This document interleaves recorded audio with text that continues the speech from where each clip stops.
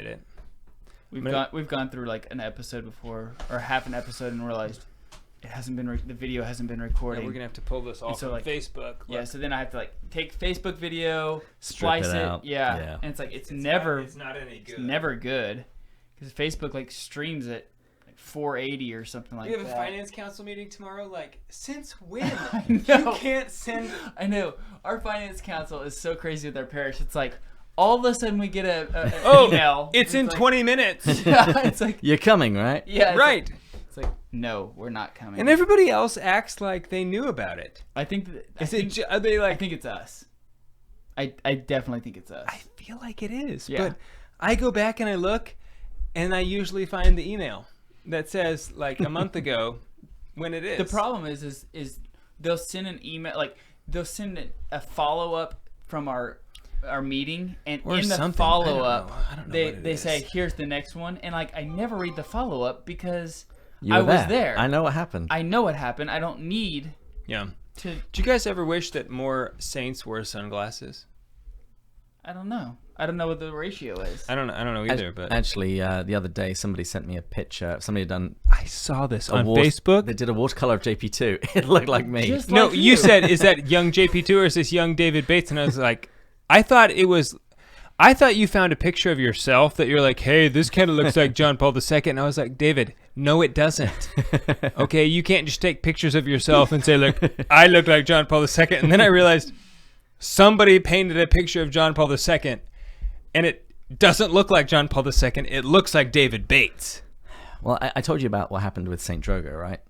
No. For about a year and a half, if you Googled St. Drogo, you know how Google will show a little portrait on the side, a little panel with some details? It would use my picture. What? Yeah, I was code that in? I was a canonized saint for a little while. What it was I was looking for a patron saint of the blog, and I was reading a website with weird saints, saints that are patrons of odd things. Right. And St. Drogo is the patron saint of shepherds, coffee, and ugly people. And weird names. That too. And his feast day is my birthday. What? So I naturally wrote a little... Not that you're ugly. That's not what that means, Well, it's David. actually not very clear if you pray to him. Does he make you beautiful, or does he just make you okay with being ugly? It's not specifically clear. But just, you know what? There's so many good saints out there, okay? But so I wrote up a little article announcing that St. Drogo was going to be the patron of the blog, and I included a little picture of myself, just a little self-deprecating humor. And Google went and crawled it, found an article that had the name St. Drogo in lots of appropriate places, and there was a picture that it could recognize was a portrait of somebody. So for about a year and a half, I was the face of ugliness. Glorious year and a half. Mm-hmm. For some reason, you didn't have any dates that year and a half. I don't know what happened. Figure out if it's correlated or what, but went away, and now here you are. Now here I am. Okay. We're live on Facebook. Okay. Hi, Facebook. Hey, what happens if I exit out of that? It closes. It stops being live on Facebook? Correct. That's what I suspected, but Yeah, you got to minimize. Just wanted to ask. And that's not set at one. Yeah, there you go. And the red dots on Cubase are not. Right. These red dots. Yeah, they have to be on. Okay. The record button. The tricky record button.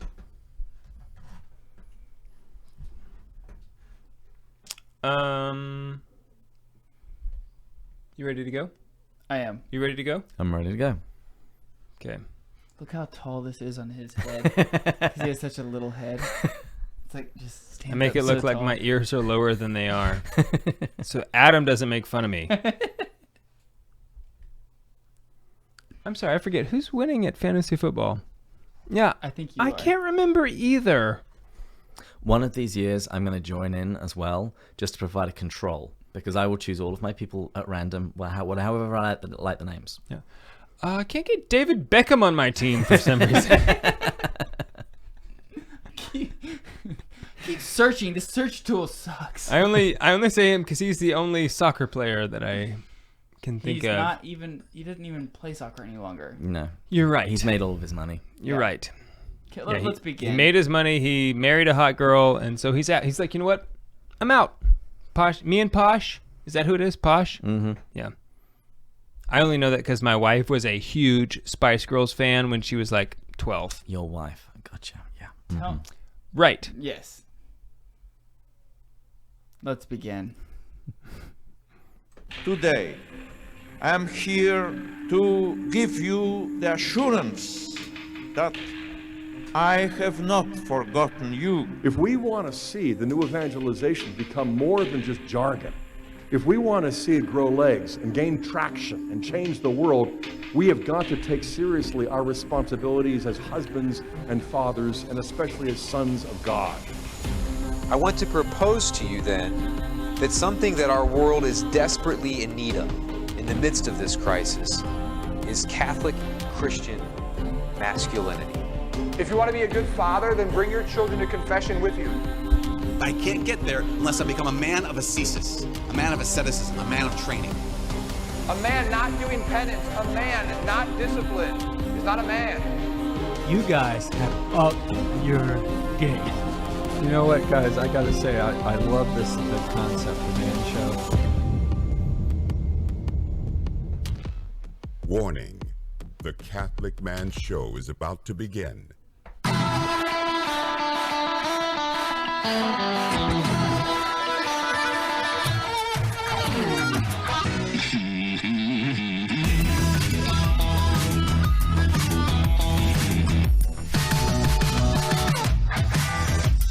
Welcome to the Catholic Man Show. Adam Minahan here, sitting with David Niles in studio. We have a dear, dear friend with us. I've been very excited to have this opportunity to talk to Mr. David Bates, all the way from San Diego, California. Hello, gentlemen. Actually, well, that's where you reside now. Mm-hmm. But where were you residing previously? Where were you born? I was born in the great country of England. Wow. You hide it very well. Thank you. Thank Yes. you. Well, it's called Great Britain, so you have to use that adjective as often as possible. Yeah, but Great Britain is like something else altogether. It is a little bit more complicated. You've got England. I can sort of wrap my head around England. It's still very complicated. Great Britain, I watched a video that was supposed to simplify in like 3 minutes what is Great Britain. And at the end, like throughout the whole video, it's like, oh, wow, okay. And then at the end, I realized, now I know really less about I didn't realize all the stuff, and so now I'm more confused. Anyway, thank you for being here, Mr. Bates. You're welcome. It's lovely to be here again. I'm pumped. We have a great drink this evening. We do. Well, I'll let you tell the story, Mr. David Bates. Okay, so I run a podcast, Pints with Jack. It's a podcast about C.S. Lewis. And like you guys, we also drink on the show because it's fun. And yeah, for the longest time, I was trying to find out what Lewis drank. There's lots of references I found to him really liking beer and him liking whiskey, but I could never get a brand. I could never get a make out of any of the sources. And then I went to a conference up near LA, and I got hold of a scholar who had an email sent to him by Lewis's former secretary saying what he was sent out to go and buy. And I finally got the answer that Lewis drank VAT 69. Okay, so how did you acquire this? Well, that was another challenge in itself. So I went to Google. That was not very helpful. And then I discovered that to get the original VAT 69, I actually had to go back to England. Fortunately, this past year, I went back to England, and so I just took an empty suitcase and came back with 4 bottles of scotch. Well played. Now, sweet. Now, so they have VAT 69 Gold here in the U.S., but that's not what we're drinking tonight. No, we're drinking the original. Okay, and that's what C.S. Lewis straight enjoyed. up VAT 69. VAT 69. And you can only get it in England. As far as I could get it. Yeah. Which is awesome. Okay. All right. Well, let's... Here, I will let Please, you... yeah, do the honors. Do the honors. Yeah, so you can go check out... You did that just like I think C.S. Lewis would have opened that bottle. I think you're right. That was incredible, just to watch. So you can go subscribe to David's podcast, Pints with Jack. He and Matt... What's Matt's last name? Matt Bush. Bush. That you guys do episode about. Well, your seasons are a little different. You're not consistent every single week, but we try to be. Yes. I have to do the editing, so that's usually where the inconsistency comes in. Yeah. But we try and release an episode every Tuesday morning, because every Tuesday morning C.S. Lewis would meet with the Inklings at the Eagle and Child pub, and they would drink and they would talk about theology, philosophy, and university gossip. So it only seemed fair that we should do the same thing every Tuesday morning. Awesome. Totally. Okay, we're on the Lord's team. The winning side. So raise your glass. Cheers to Jesus. Cheers to Jesus. Cheers to C.S. Lewis as well. What kind of toast do you think C.S. Lewis would give? I think he really liked scotch, so I think it would have been brief, whatever it was. To your holiness. To your health. To your health, briefly. What's the nose? You almost spilt it there, bro. The nose, it's got a lot of. Is this peated? I mean, I haven't tried it yet, but I would say it's got a trace of it. It's not what I would call a peaty scotch. Yeah, but it's very it's smoky. You know, like actually when I gave some to Marie, she described it as more smoky than peaty. I agree with that. Okay. And Marie's a very smart woman, so I mean, very smart. Yes. I mean, for so many reasons. So many reasons. Which is also that's your girlfriend. I mean, That's- for people who don't know, That's one of the reasons why she's smart. like if you're not friends with David on that's actually Facebook, a strike against her. But outside of that, It just shows that she's merciful and can overlook faults. she's very virtuous woman. man, it smells good. Now, I'm actually going to say I think this gets better the more of it. Well, I think that's true for most whiskey. It gets better the more of it you drink, have. the better it is. But I do think when you get about 3 or 4 sips in, it really starts to even out.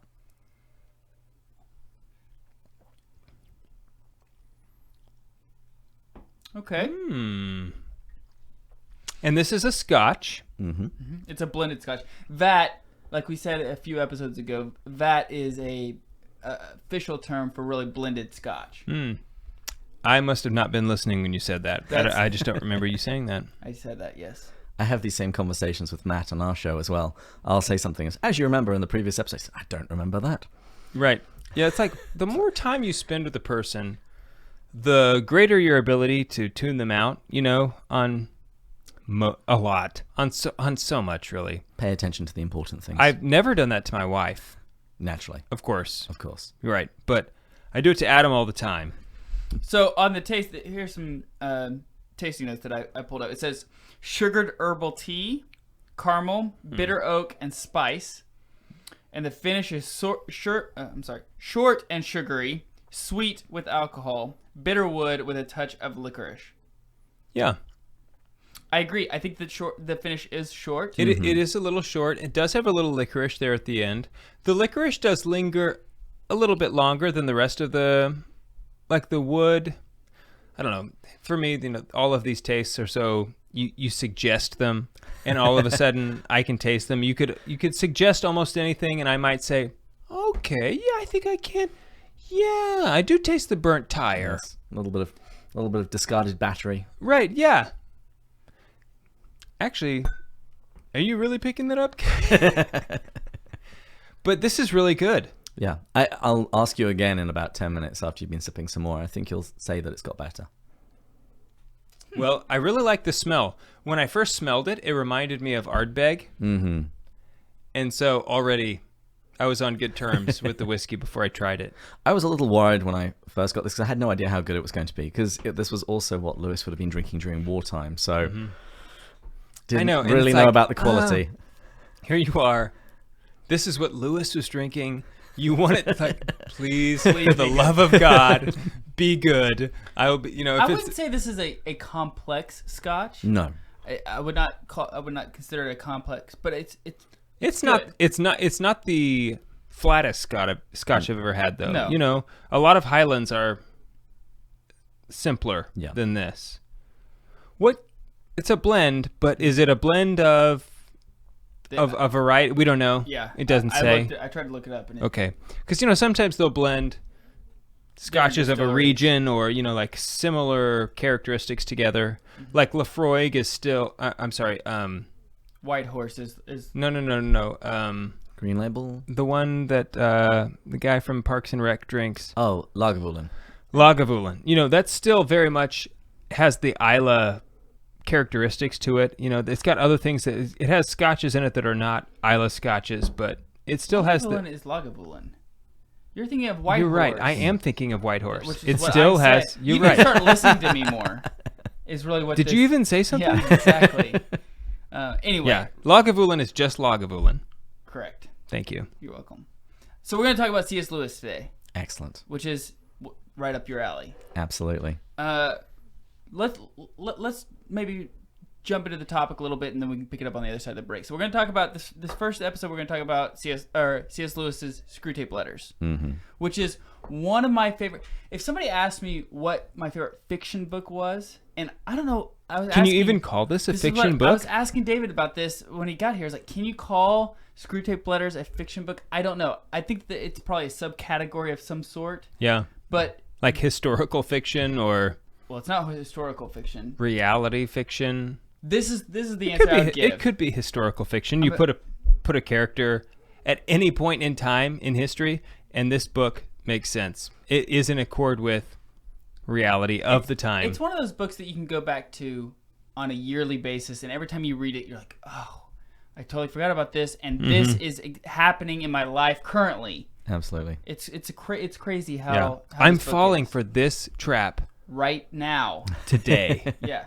And that's why I think it's so good to read it, once a year, once every couple of years, because there's so many things that he dives into that may not apply to your life at that very moment, but it will at some point. Right. Yeah. I first read this, I think I was 21, and every time I come back to it, more of it starts to make sense because I've lived more life. Okay, so when we get back, we're going to talk a little bit about C.S. Lewis and jump into the topic. We're on the Lord's team. The winning side. So raise your glass.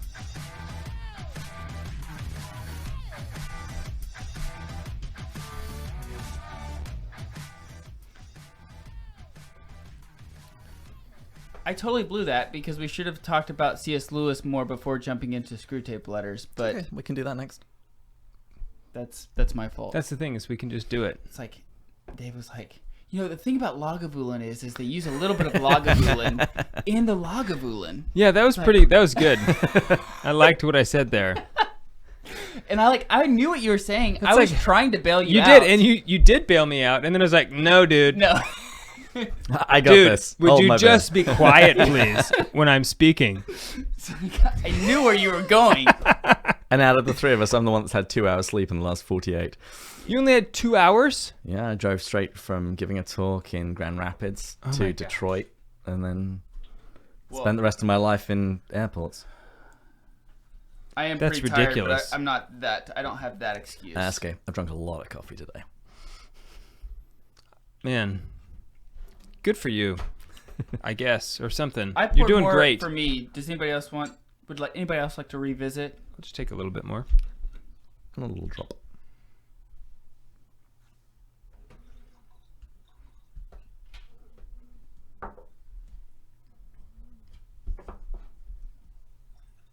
Cool. We'll get back into actually C.S. Lewis. Okay. Before we jump into more of Screwtape Letters, because we didn't even really talk about what actually Screwtape was. We just started. It's amateur hour over here. I didn't. Joe Q is watching. What? Hi, Joe. Thanks, Saint Stephen Hoole, for calling me out on that. I agree with you. What did he say? He said that I was a rookie move, and that it was total bush league. Yeah. What's he talking about? How you just didn't even talk about. I didn't. Yeah, I just about Clive. Yeah. Let's Not keep going. Clyde. Yeah. Clive. Let's keep going before we. I just feel like the more we talk, the more we will digress. Okay. I think that's my phone. I agree. Okay. We have tried Talisker, and it is very good. Talisker Storm is even better, in my opinion. Dude, do people in England actually say cheerio? Not really. You'll occasionally hear it. What does it mean? Goodbye.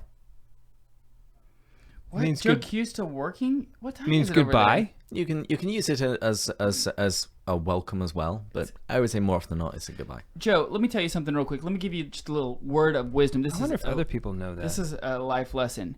If you can't complete what you're supposed to be doing by 2 p.m., it's too big of a job. You need an assistant. You shouldn't be working at 7 p.m. That's just unacceptable. Just letting you know, you need to get an assistant. Is Joe at work? Yeah, he's just said he's slaving away at work. What are you doing, man? Or a girlfriend. Does he have a girlfriend?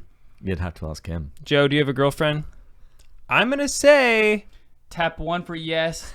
I'm going to say no, because also girlfriends have a way of getting you out of the office before 7 p.m. Let's keep going, dude. I've said this 3 times already. Hi, Kathy Nunick. I was ready to push the buttons, and I took my hands off the buttons because you were... Just because I'm talking doesn't mean you stop doing what you're doing. Continue. It does, because what I'm doing is official. All right, let's keep going.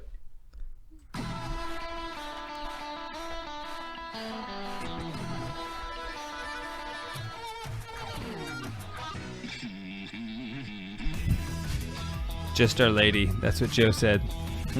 Nice. Welcome back to the Catholic Man Show. I'm David Niles, here with Adam Minahan and David Bates. All the way from California. And England. And England. First. England. Born in England. I've been trying to remember what it is that I was studying the other day, but it was like England has all of like these sub areas that are meaningless now. Places that were part of the empire that we have some it was ceremonial attachment to. Sort of like a big zip code. But anyway, like overseas territories, probably. So no, it's like in England. Oh, okay. We have postcodes. Yeah, I'll have to look it up because it's a thing, and it's like, oh, I have another British friend, and so I like to give him a hard time sometimes about how convoluted England sometimes is, and he's like, no, it's mature, and I said that's a good word for it. I'm a little hurt that you have another English friend. I'll look it up. Yeah, but maybe you guys could like hang out, you know. I probably know him. You probably know each other, right? That's how that works. Okay, so we're talking about C.S. Lewis today. We're going to talk about some of his works. I jumped the gun last segment and was diving into Screwtape Letters because I'm really excited about this topic. Let's back up a little bit. Let's talk about the author himself, C.S. Lewis. Mm-hmm. Well, contrary to popular opinion, he was actually Irish. He wasn't English. He was born in Belfast in 1898. He was sent to England for boarding school very early on, just after his mother died. And although he was raised in a Christian household, he very soon became an atheist as a teenager. And he actually went to France, and he went and served in the trenches. He actually went to the front line on his 19th birthday. So that was his What were you doing on your 19th birthday? Not in the trenches. Something not fighting for freedom. Right. Not as virtuous as that. No. But he served there for about a year, and then he was injured. And then he came back to Oxford. He then got all kinds of degrees, and he then began teaching, and he progressively shifted from his atheism. First of all, he converted to theism, primarily through philosophical argumentation. And he has this famous line in his spiritual autobiography, which is called Surprised by Joy. He describes himself as the most dejected convert in all of England. He finally admitted that God was God and knelt and prayed, and he wasn't very happy about it. Dang it. I think a lot of atheists can understand that, like, feel that. Mm-hmm. Well, I think a lot of converts, I think that's a very honest conversion. Because there's a lot of reasons not to be, at the moment of your conversion, there's a lot of reasons not to be super excited that God exists. Because there's a lot now that you're realizing is required of you. You know, I'm going to have to, I like, my crowd at the bar. I like maybe my mistress. I mean, like, fill in the blank that now you realize I'm going to have to stop doing. So I could see why one would not be necessarily very excited, but the fact that you're not excited makes that conversion more authentic. You know, that if you can say, hey, I'm kind of upset about this. However, I'm still willing to do it. You know, like that's a very real conversion, I think. He wrote, people talk about searching for God. He said, well, for me, it was like the mouse searching for the cat. He didn't want to find him. But that only took him as far as theism. Okay. So a little bit later, he then eventually converted to Christianity. And it was after a long late-night conversation and a walk with J.R.R. Tolkien, the author of The Lord of the Rings, which I hope you gentlemen have both finished by this point. I'm not going to ask. And and another chap called Hugo Dyson. And they basically helped Lewis see that Lewis conflated pagan myth and Christianity. And Tolkien and Hugo Dyson managed to show him that in Jesus of Nazareth, myth became fact. The way that the pagans had intuited a dying and rising God, well, in this case, it actually happened. And so he then became a Christian and then became this prolific author, writing books across virtually every single genre that you can ever possibly imagine. Poetry, fiction, didactic teaching, philosophy, essays. He wrote everything. So let me ask you this. Was he writing before he became a Christian? Yes, he wrote 2 books, Daima and Spirits in Bondage. And they were poetical. And he actually really wanted to be a great poet. But when he became a Christian, he decided to pretty much lay that down and just write as he felt directed. And that was actually when he became famous.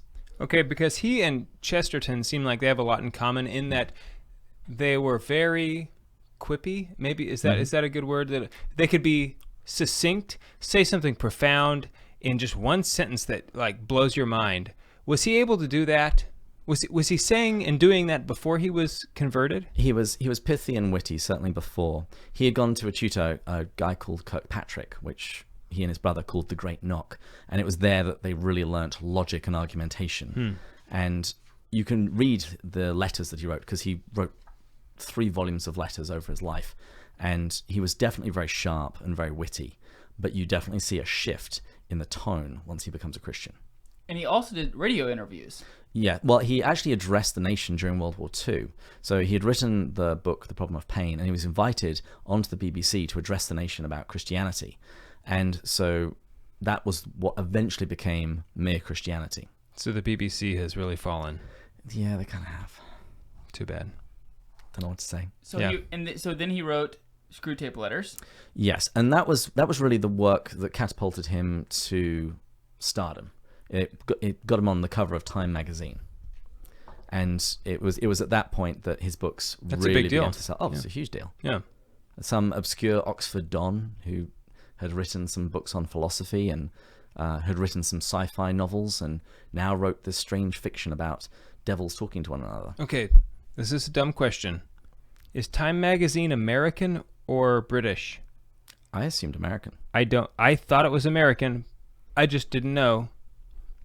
I'm pretty sure it's American. We're pretty sure it's American. Adam? I think so. Okay, because it's a bigger deal if you're not American and you make it on Time magazine, especially at this time before, the internet has connected everything. So at this time, if you're making it on Time magazine, you had to be making a splash. Yeah. Yeah. And he received huge amounts of fan mail, and he dutifully responded to it. He felt that if somebody was going to write to him, then they deserved a response.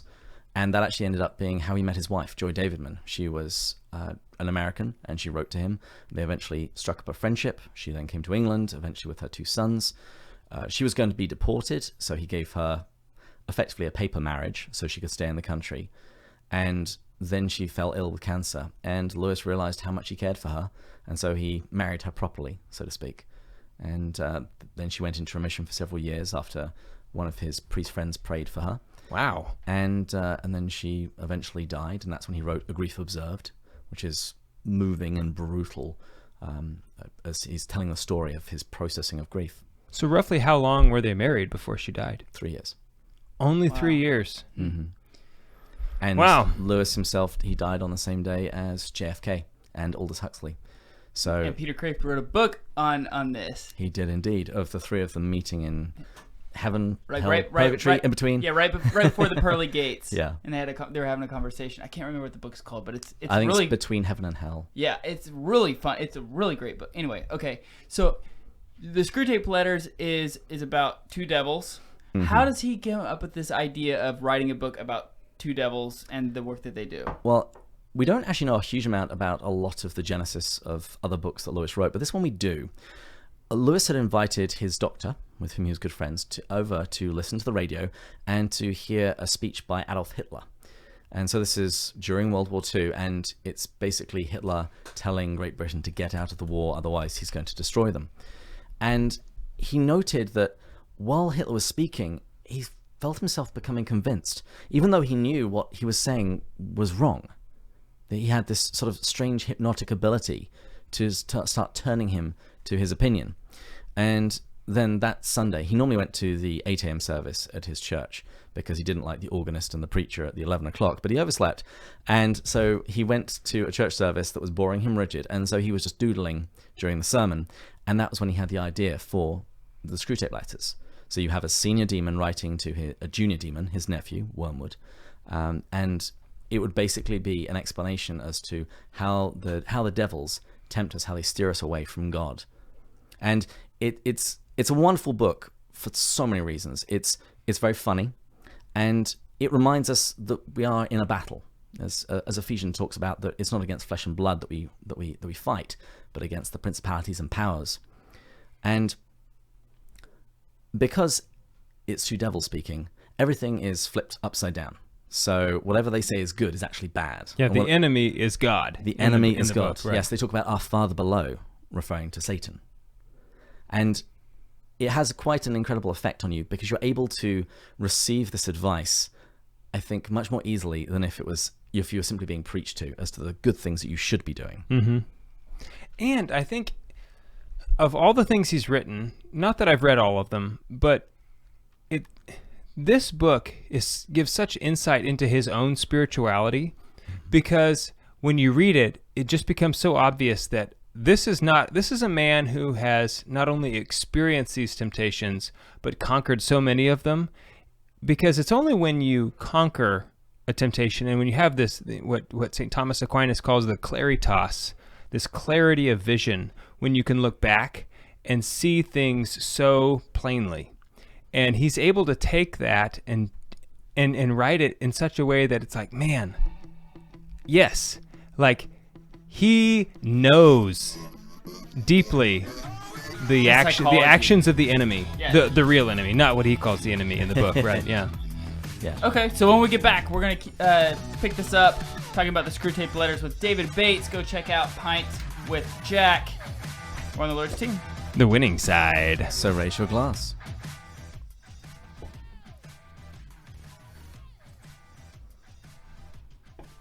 I've just noticed there's an American flag behind me. We did that on purpose. I gotta turn this fan on. It is getting hot in here. Yeah.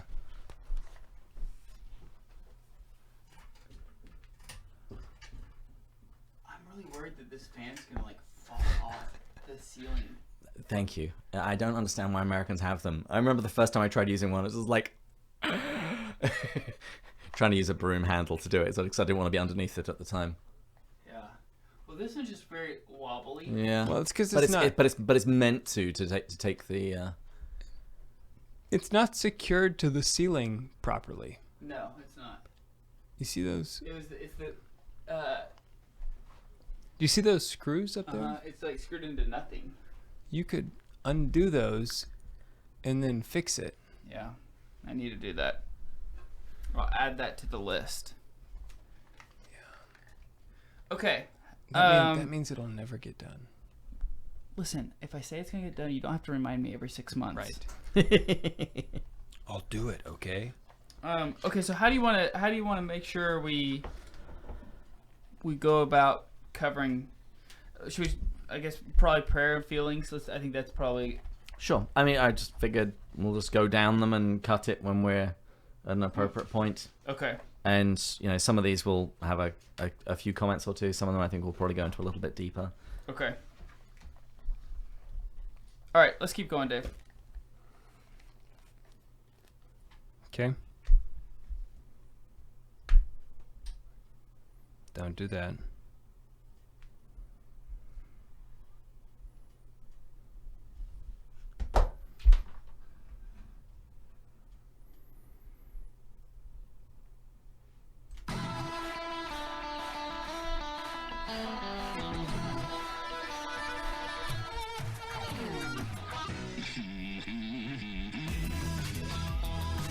Welcome back to the Catholic Man Show.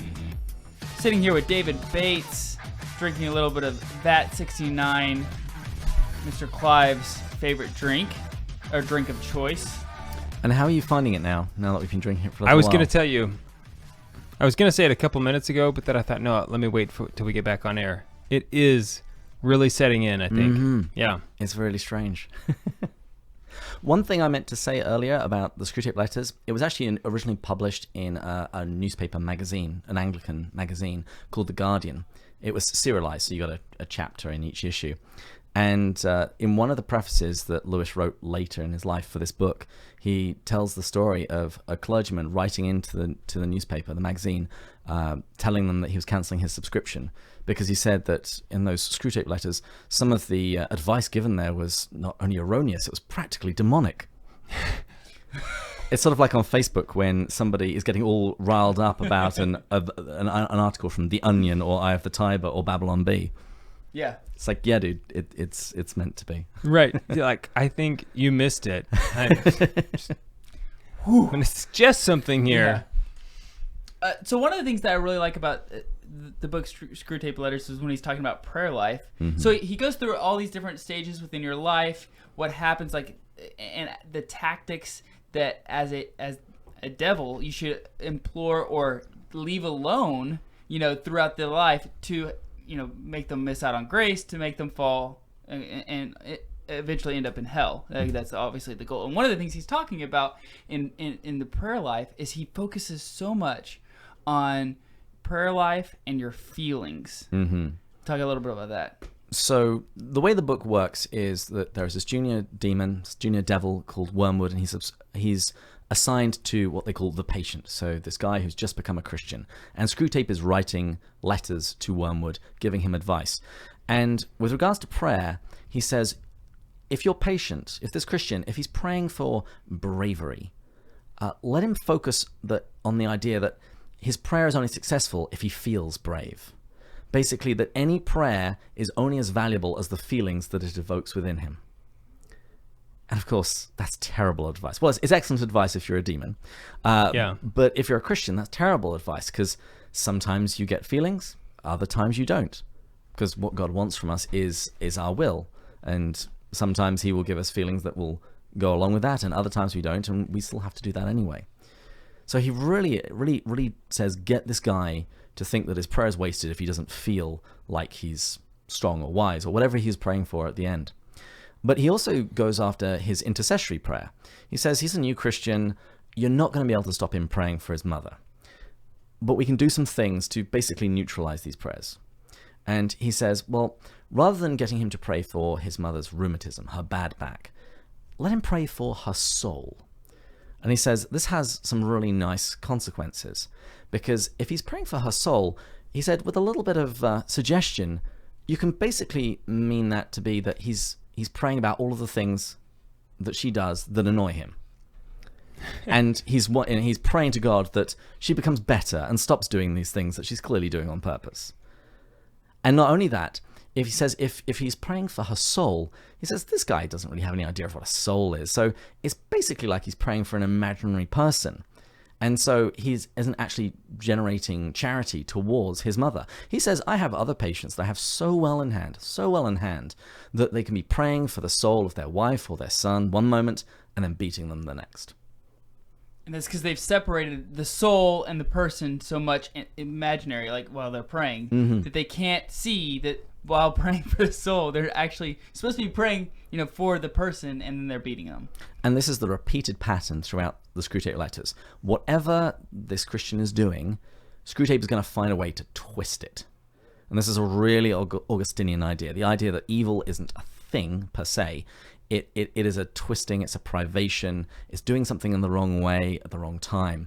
And so prayer is just one of the many examples of where, okay, if this guy's going to be doing this, here's how we tweak it so that he gets no spiritual benefit from it, and actually we can lead him a little bit closer to hell. Yeah, and so that's such a good example of what I was saying earlier about he has this insight into reality. I mean, like, he just sees things the way that they are, and therefore can see the way that the evil one works. get them to just twist this the way, so that you're not actually being effective anymore. And he also is very right with the way, in reality, that the evil one does work. Okay, because I could see for someone like him who doesn't have, because he wasn't Catholic. I mean, he was very close. He was awfully close. But at the same time, it's not like he had received any training in demonology or anything, but the demons cannot read your thoughts. However, they can implant ideas into your head, but they're also very, very good at just simply looking at you and being able to kind of like, your expression on your face. I mean, if anybody has ever been able to read somebody's expression, the demons are 100 times better at that than we are. Because they're smarter and better. Right, exactly. And they can not only just see your face, but they can also kind of see like your blood pressure, and they can see like things that are not externally visible, but that are still signs of your physicality, so to speak. So all of those things are present in this book, which I just find fascinating. And lots of people asked him if he managed to write this book through studying moral theology and book smarts. And he says, well, you could do it that way, but where I got all of this stuff was from another source. I basically lived it. Which goes that's what I'm saying. And so, this whole time, this conversation between Screwtape and Wormwood, they're obviously trying their best to get their quote-unquote patient, the person that they're trying to possess and oppress, to hell. Mm-hmm. And so Screwtape gives advice to Wormwood saying, like, hey, the road to hell is a very gradual one. It's not something, like, you don't have to try to make them commit murder or adultery. Well, he's a young demon. He wants to make his patient do something really dramatic and really impressive to show off to the other demons. Because he's trying to earn his status as a demon. Oh, yes, because hell is a dog-eat-dog kind of, well, they don't call it a hierarchy, they call it a lowerarchy. But yes, it is fiercely competitive, and Wormwood wants to get his patients sinning greatly. But as you say, Screwtape says, no. If cards will do it, if this vice is going to be enough, that's great. He says... If playing cards. Yes, if playing cards is going to be the thing that's going to nurture vice inside this guy, that'll do. He says we want a nice, gentle road to hell with no sharp turns, no signposts, just slowly lull him to sleep. Because for them, the feast will be there as long as he gets to hell. It doesn't matter if he gets there severely or minorly. They want to feast on his soul. I mean, yeah. I'm trying to recall, like, that's actually what they want. That's what they want. Right. They say that the enemy, i.e. God in this case, God wants sons that he can love. We want cattle for food. Yeah. Right, and the danger of him doing something catastrophic would bring his conscience into effect and make him realize, oh, no, I've done something wrong, and make him desire repentance, right. To repent. Because if he tempted him to murder, and he did, that murder might be the thing that drove him to heaven. Exactly. Yeah, for his conversion. St. Paul. And also like the Great Divorce. Let me explain what that means. So in the Great Divorce, there is a character who is in heaven, and he meets somebody who's just arrived from Earth, and he's shocked to find this other guy already in heaven because of that very thing. He had killed somebody. So the other guy assumed, you can't be here. But the thing is, sinking that low had been the very thing that had woken him up and caused him to cry out to God. So is he writing this book before or after The Lord of the Rings? Before, because Tolkien took forever to write The Lord of the Rings. So did Tolkien... Because it seems to me like there's a lot of similarities between Wormtongue and Wormwood. Well, they were also both students of language. So Tolkien was a philologist, so he was all about language. Okay. And Lewis loved it as well, and they have a lot of roots. The names that Lewis uses for his various demons, in another of the prefaces, he says that everybody has these conjectures as to why I chose this name. And he said it was generally because of the sound. The sound of the name was evocative. So Wormwood, Wormtongue, doesn't sound like a good thing. You wouldn't name your next child either of those, right? No. Right, no. Correct. Definitely not. Both of your wives are listening to this, so you're going to be held to that. Yes. You can hold me to it. That's fine. But Frodo and Aragorn, they're still on the table. Yeah, sure. No. They're not off the table in the way worm tongue is off the table. Correct. That's correct. Okay, so speaking about wives, he also talks about the relationship of husband and wife in the fact of, okay, use the everyday occurrences to cause them to sin. Talk a little bit about that.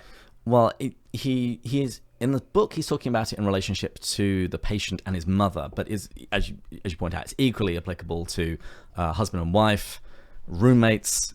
Basically, when you're around people a lot, there are certain tones of voice that just rub you the wrong way.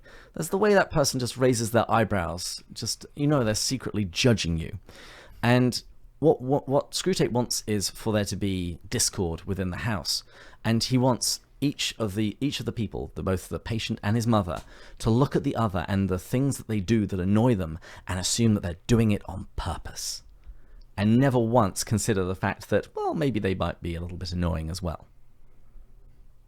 Yeah, it's all about not looking at a self-reflection of yourself, but always assuming the worst of the other person. Assuming the worst, yeah. The reason why my mother-in-law did this is because she knew I was going to be upset about this, and she wanted to get underneath my skin, and so that's why she did it. And my reaction there's no way my reaction was going to annoy her. That's not possible. There's no way I'm not annoying. Me. It's not me. All I said is this all we're having for dinner? Right, exactly. Right. So when we get back, we're going to continue this conversation here with David Bates. We'll be right back.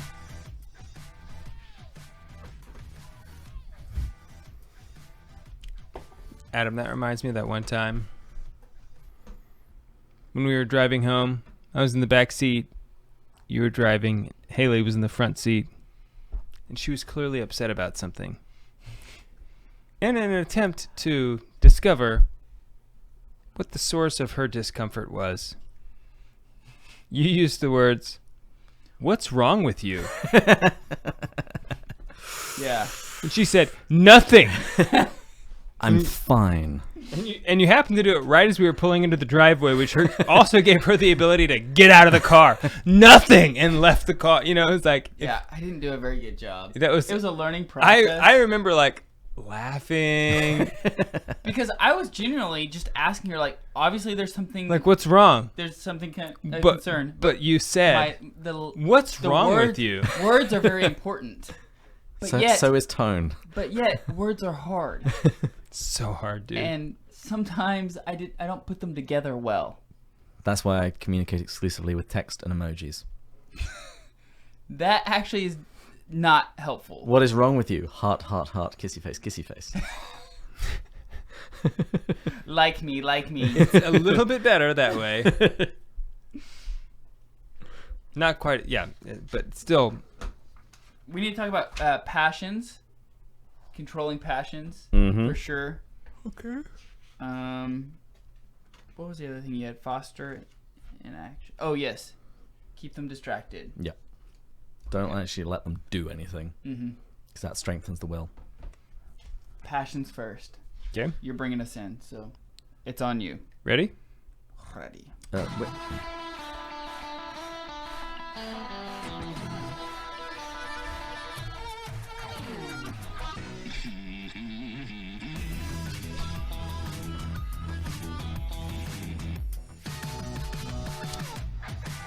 Welcome back to the Catholic Man Show. I'm David Niles here with Adam Minahan and Mr. David Bates. What?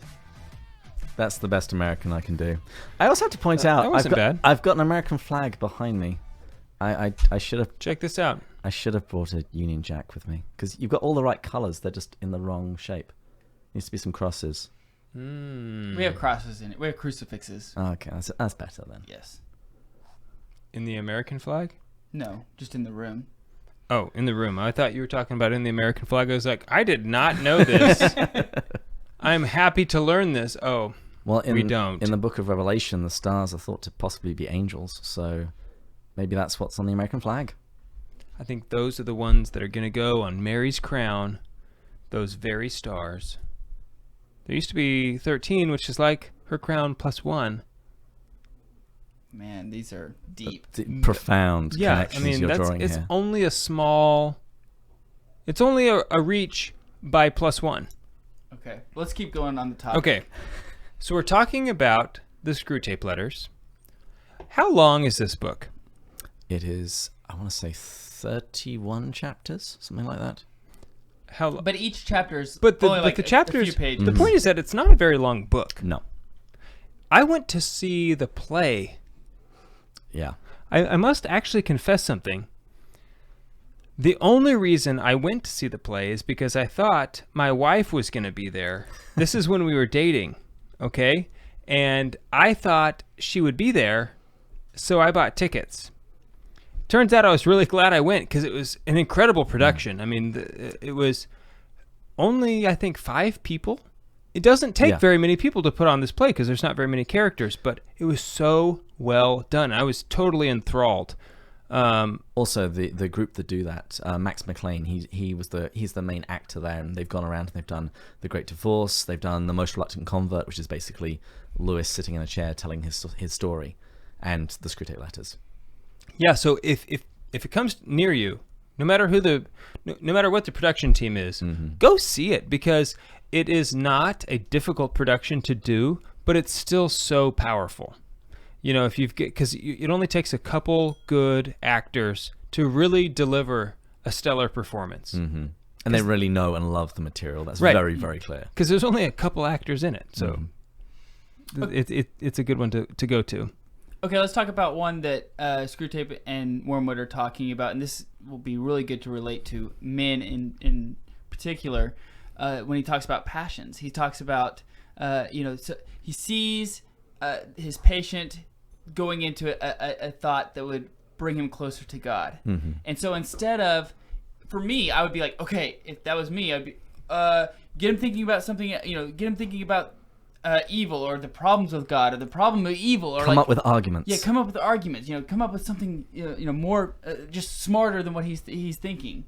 But that's not what he does, is it? No, he says that what he did. So this is Screwtape telling a story of one of his patients from before, and he says he'd been working on this guy for 20 years. He was all set to go to hell, and in this moment he starts seeing a train of thought that it could ruin everything. And he said a lesser tempter would just panic. He said, I didn't. He said, I took control of the part of the man that I had best control over, his appetite. So as the man is starting to have this deep thought about eternal truth, he suggests to him, well, maybe we should deal with this after lunch. This is too important to do on an empty stomach. Yeah, this is a big thought. This is a big thought. And he says, before he knew it, he was outside of the museum where he'd been reading. He sees a bus, he sees a newsboy, and it's completely gone. And this is the reason why we fast. It's for self-possession, so that we're in charge of our bodies and not anybody else. And so that if we are about to encounter divine truth and our stomach says, I want to eat now, we can say, no, not yet. I can relate to this personally so much. There's been so many times where I've thought, like, ooh, I need to be praying right now. Or, ooh, I need to make sure I pray the rosary. I haven't prayed the rosary today. I should start praying the rosary right now. And then something comes up and I'm thinking like, oh, I haven't called this guy yet back from work. Oh, I haven't checked this email. Oh, I haven't checked Facebook. Oh, I haven't. There's a laundry list of things that I haven't done yet that instantly pops up. And I'm thinking like, well, I don't have time to finish this before lunch, I want to do it properly. I want to do like a nice, slow, scriptural rosary. So, yeah, I'll do that a little bit later. Yeah. Right. The rosary is that's exactly the thing that I've done that before.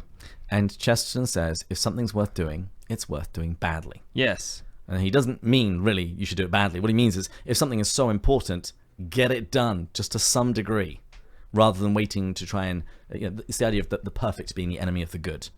You doing an imperfect prayer that you might not do quite as well as you possibly could, that's better than procrastinating and then doing nothing. Mm-hmm. Yeah, because let me tell you, I've prayed some bad rosaries. With the kind of rosary where you finish and you think, was that the 5th mystery? Am I done? Did I skip 4 of them? I think I'm done. But at the same time, I did it. Mm-hmm. And I'm not sure how much I benefited from it, but at least I had the habit or there was some repetition there, and I at least had the intent of praying the rosary. And I know that that's better than not praying it at all, And you executed on it, which, as you say, starts forming a habit. And that's one thing you see again and again in the Screwtape Letters. Screwtape pays very close attention to how well has this man's habits formed. So he's still in the early days of conversion. He's still got a lot of bad habits. He doesn't have as much control of himself as he thinks that he does. And so what he wants is those small compromises, that black and white turning to grey, a little bit here, a little bit here, a little bit here, and then on that slow path towards hell. Because what he's trying to do is he's trying to form a vice. And this ties into something that Lewis writes about in Mere Christianity. He calls it heavenly and hellish creatures. And his idea is that every decision that we make is actually important, insofar as how we choose, how we act, it will turn our inward man, our soul, either a little bit more towards heaven or a little bit more towards hell. And there's the saying that the most powerful force in the universe is compound interest, and that's really just time. If in all of the little choices you are choosing virtue, you will become a virtuous man. If in all your little choices you choose vice, you will become a very bad man very quickly. And I can see if C.S. Lewis is right, like narrating our life, my life, maybe in that instance where I decided I'm going to pray the Rosary, but then I proceeded to do it poorly. Screwtape would be writing to Wormwood saying, okay, well, if he's going to pray the Rosary, at least distract him during the Rosary so that he doesn't think about it. But at the same time, he's already lost a little bit from the very beginning. This is just like, well, okay, all right, fine. Well, he's going to pray, but make sure he doesn't do it very well. And yeah, but the thing is, he's still praying. Right, because he even talks about, he's like, it's okay if they have the thought of doing it. Just don't let them actually do it. It's like, if he says, oh, I should be praying more, that's okay. That's right. Okay. That's an okay thought. Just don't let him actually act on that thought. Right. Because the thing about prayer is not that I actually do something, but that God is so swift and perfect in his response to us when we pray. If we call on him in prayer, he reacts immediately and instantly and perfectly. So the demons are totally overwhelmed the moment we pray, to the degree that God wills, which is the perfect degree. And so that's why it's so important to just pray anyway, even if because this is a big debate I've had with myself when it comes to the Rosary. Do you pray the Rosary in the car? I could probably pray a better Rosary when I get home. However, it's the debate of, well, will I actually do it?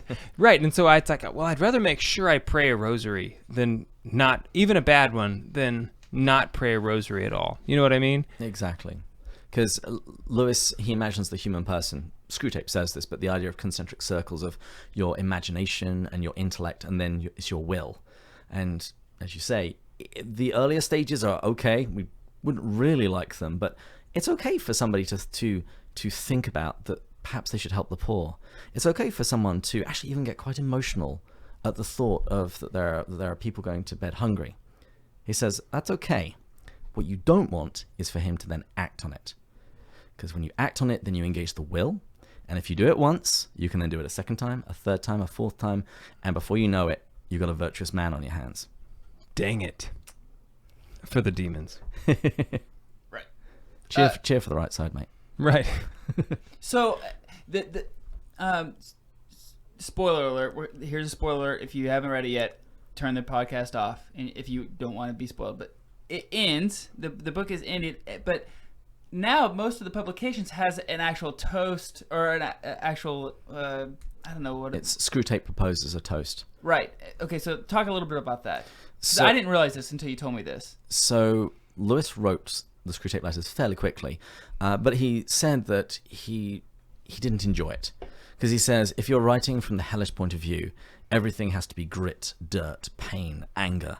There can't be any of the transcendentals, no goodness, truth, beauty. So he had to get himself into a mindset, a demonic mindset, in order to be able to write this. And he said he just found it exhausting. And despite the success of the book, he didn't want to write a sequel because he didn't enjoy writing it the first time.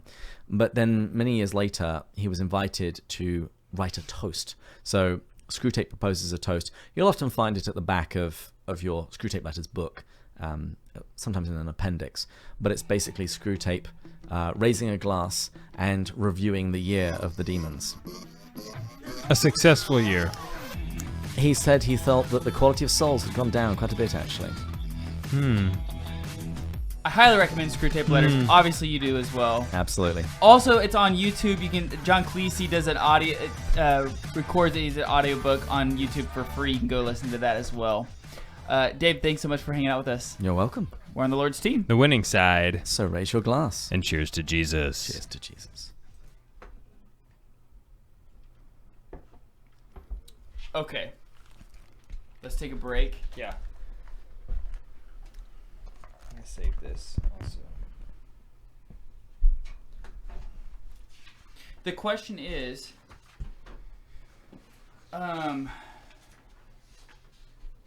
do we want to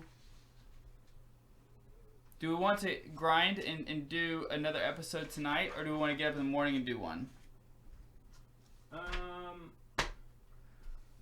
okay either way, actually. Just mentally, I feel I'm pretty low. I'm pretty tired. Yeah, I feel mentally drained. I did not take an Adderall this afternoon, and so that's why I'm less than. But if we do that, then we're banking on you not going to work tomorrow, Dave. Well, I'm already not going to work tomorrow. Okay. We're still we're still streaming as well.